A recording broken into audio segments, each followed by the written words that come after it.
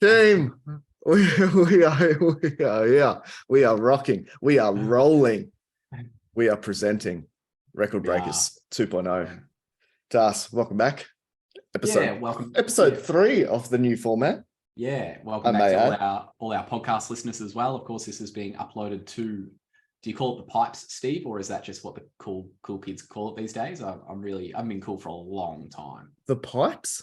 Yeah, pretty sure it's called the pipes. If anyone can confirm that for us, please put it in the chat. It's definitely not the pipes. Just upload it to the pipes and see you there.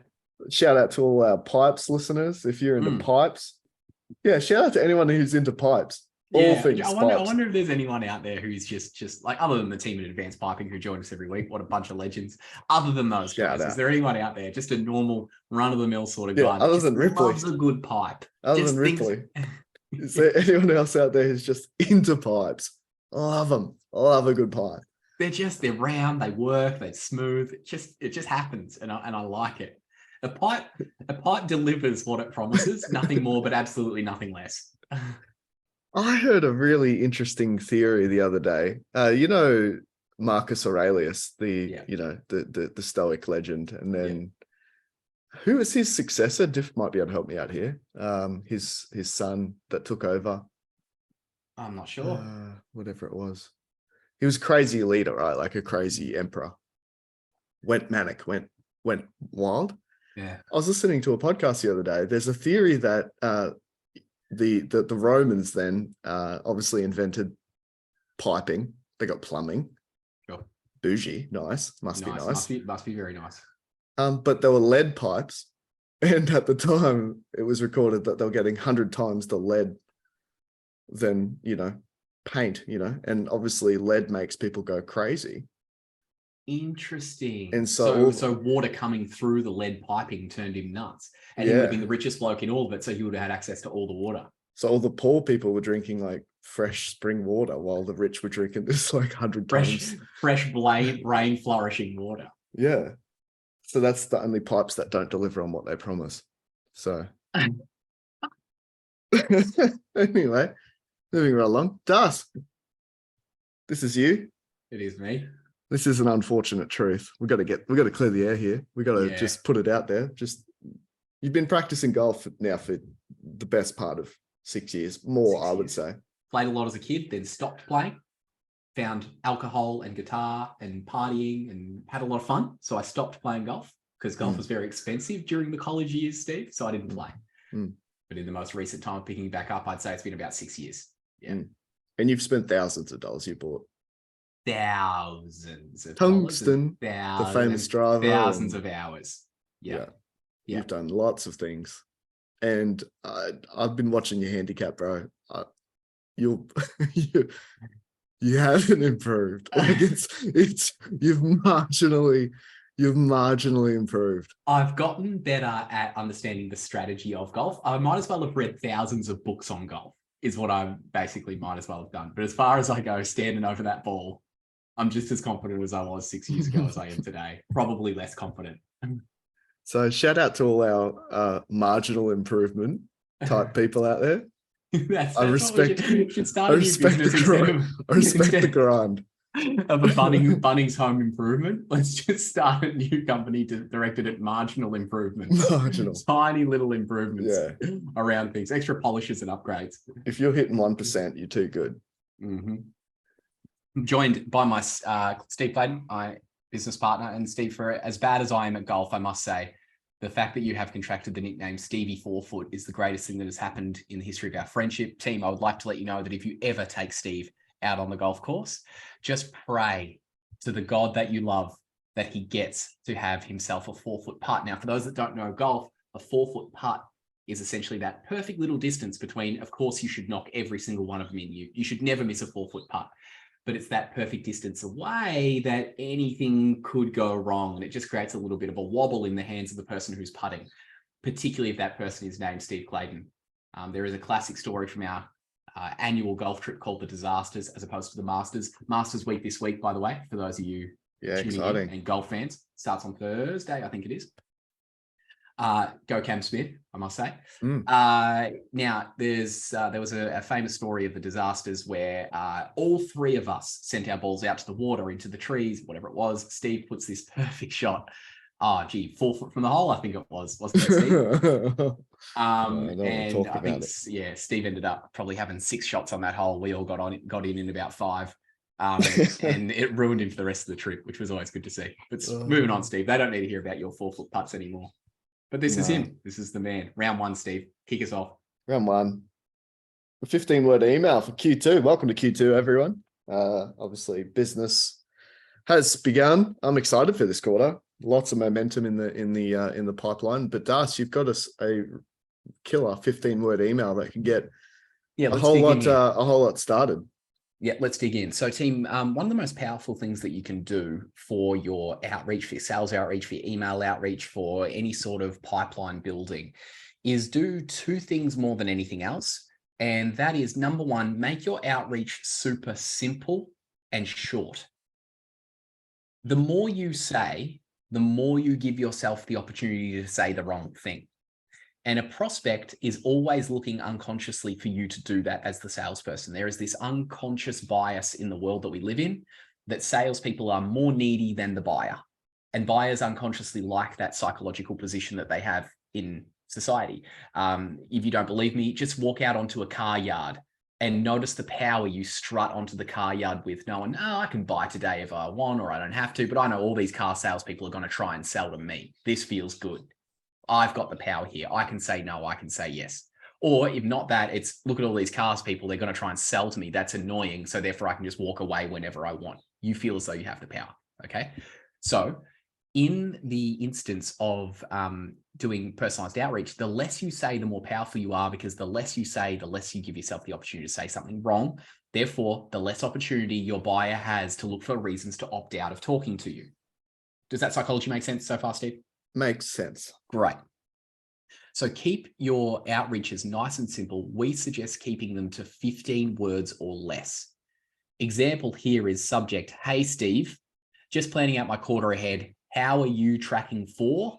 And then you've got another 4 words to use there, or 4 wordles, as we call them, to remain under that 15-word limit to be able to get the answer. So how are you tracking for your quarter ahead? How are you tracking for that deal we were speaking of? How are you tracking for that proposal that we were discussing? How are you tracking for the project on your end? Whatever it may be, you've got that 15-word email. So number 1 is keep it nice and short. Number 2 is only focus on one thing. And this is so key here, team. People don't necessarily know how to make 2 decisions at a time. They're not capable of it. But what they can do is make one decision really well. Okay? You just sent that to hosts and panelists, Steve. I know you'd say that. I know. Yeah, I caught him. That's 1-0. Love it.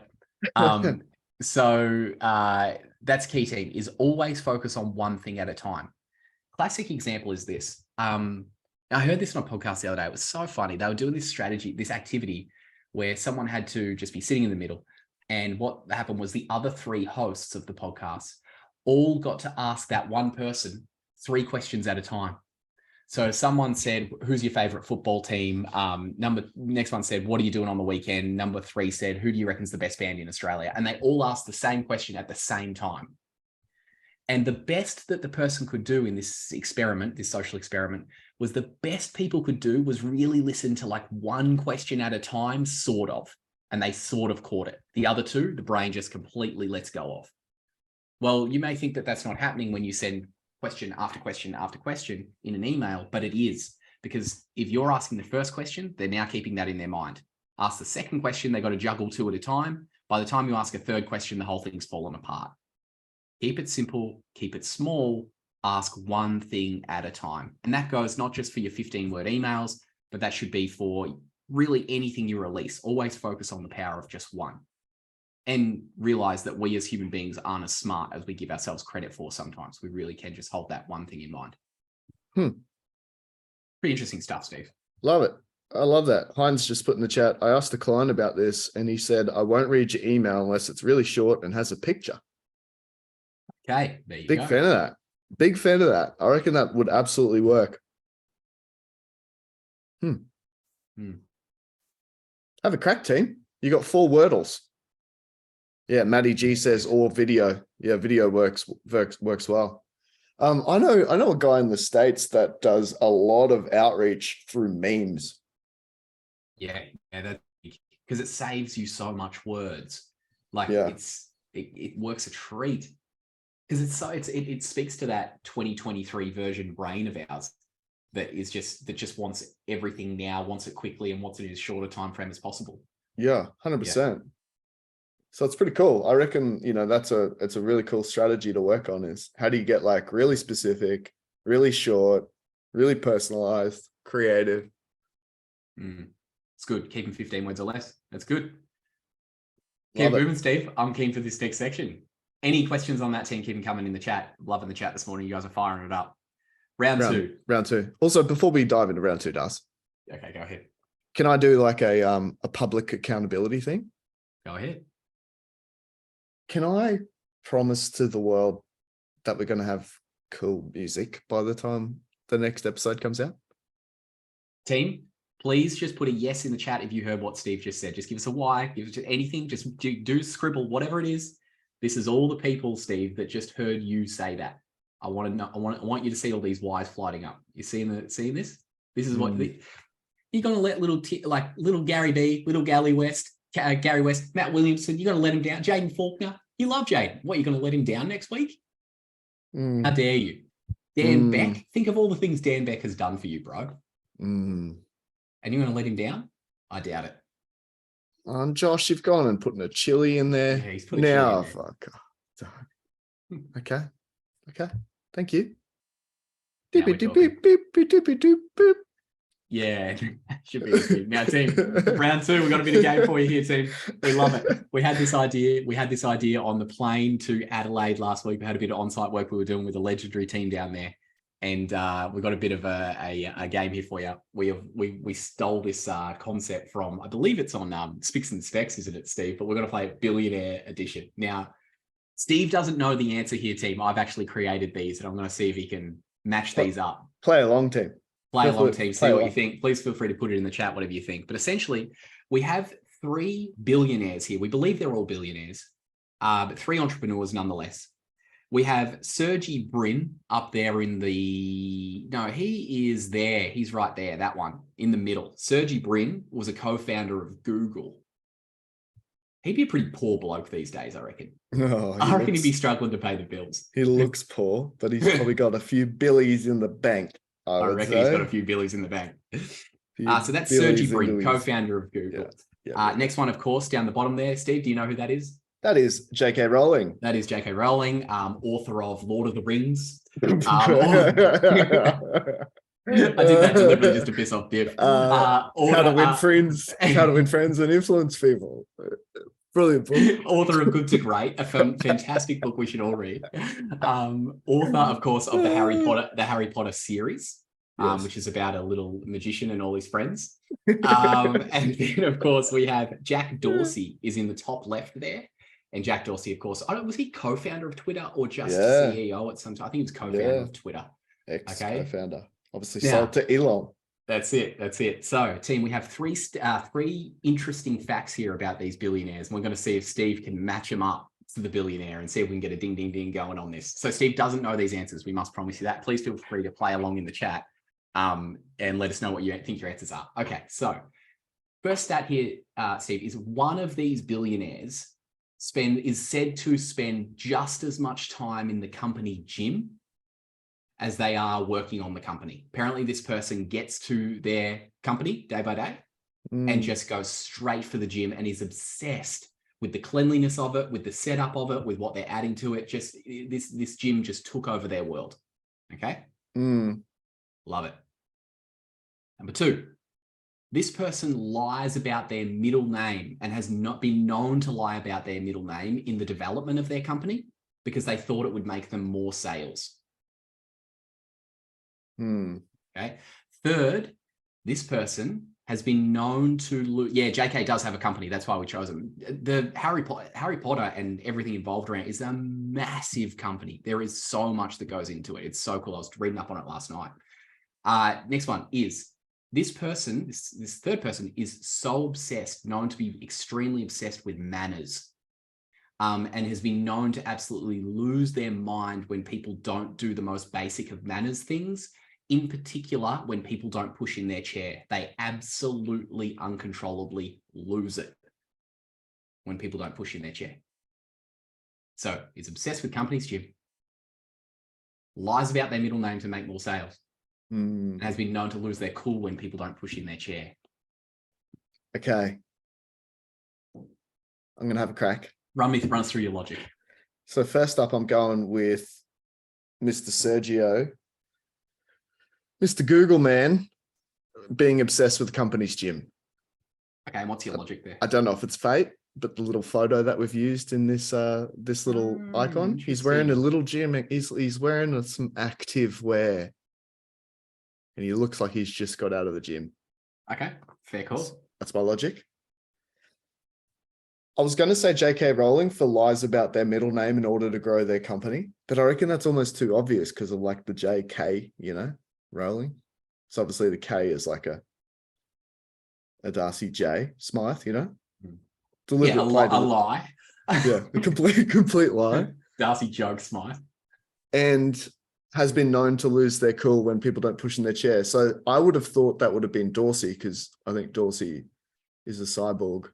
So I reckon that would really mess with his coding, but I reckon that's the trick. I reckon you've played that trick on purpose. So I'm going to swap them around. So I'm going to say J.K. Rowling cannot stand the chairs not being pushed in. Mm-hmm. And I reckon Jack's name's not even Jack. It's like Sigmund, Edmund, something. Dorsey. All right. Steve, I'll tell you this. How'd I go? You got 1 out of 3. Which one do you reckon you got? Companies Gym? Yeah, you got it. Yep. So I would have swapped. The company. Yeah, you had the swap right. So essentially what happened was J.K. Rowling, her name is Joanne, and she actually doesn't have a middle name. And she thought if she puts Joanne Rowling on the front of her books, she won't sell as many copies to specifically young boys, because she had this belief that young boys won't want to read the stories of a woman that's written it. They want to read from other men, was her belief, something along those lines. Right. So she actually doesn't have a middle name, and she put J.K. Rowling just because it sounds better. She actually stole that name, Kathleen, from her grandmother. Right. There you go. Good on her. J.K. Rowling is not her name. And Dorsey doesn't, like he hates the chairs. Hates the chairs. Most basic manners when you're around Dorsey. There you go.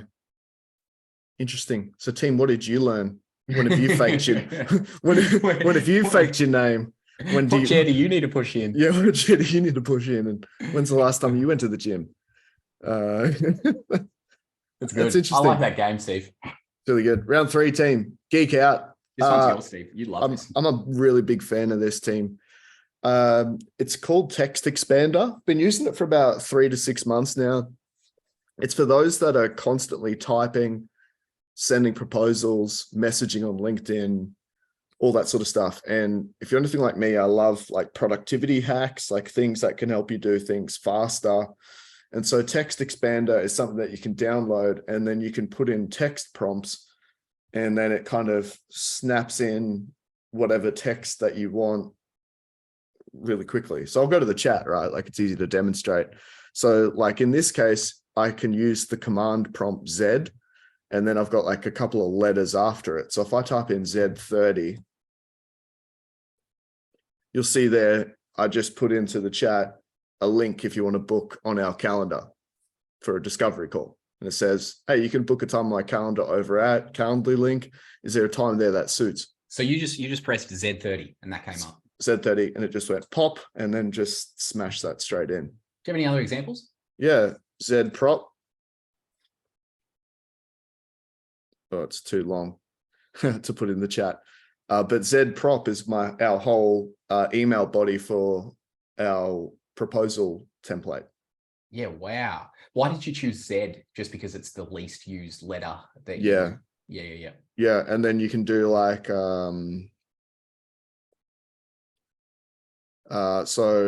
Z45 is our 45-minute proposal, like leadership call, like so you can just link out all the stuff that you do all of the time.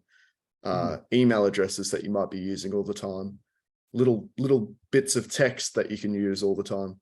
So the plugin is called Text Expander. Yeah, Dan says love hacks like this. I use Auto Hotkey for something similar, but Text Expander looks a little more user friendly. Yeah, nice. Yeah, I'll bring up updates like this, Steve. I reckon I'll bring up all my snippets. Okay, so here's what I've got. I've got referral snippets, Why Bravo referral snippets, proposal email, links to 21 winning sales scripts, link to the outbound overview, link to the Project Score app, link to your LinkedIn, does? Yep. My LinkedIn, link to this Record Breakers, outbound mission plans, booking in 30-minute meetings, booking in podcasts, booking in 45-minute leadership, booking in to go to the Outbound University, outbound feedback forms to get testimonials and referrals. Nice. Great. So you can have an endless list there of snippets, really. Just stuff that you type all the time, and it saves so much time. It's awesome. Yeah, good. Love it. Nice work. Let's go to the final boss, Steve. Now, Final boss. we had a what would you call it, Steve? A false start on the Spurs. So we're running it again this week. I, Darcy J. Smythe, do solemnly swear that I take personal responsibility for not following this one through. We had a massive week last week. We many of you know we launched the new platform for Outbound.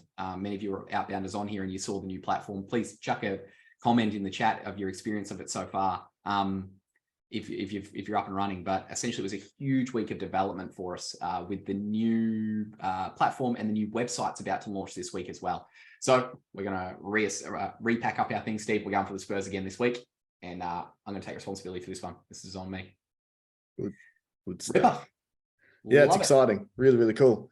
And of course, team, if you want to get into the jackpot giveaway, we're giving away a brand new MacBook Pro.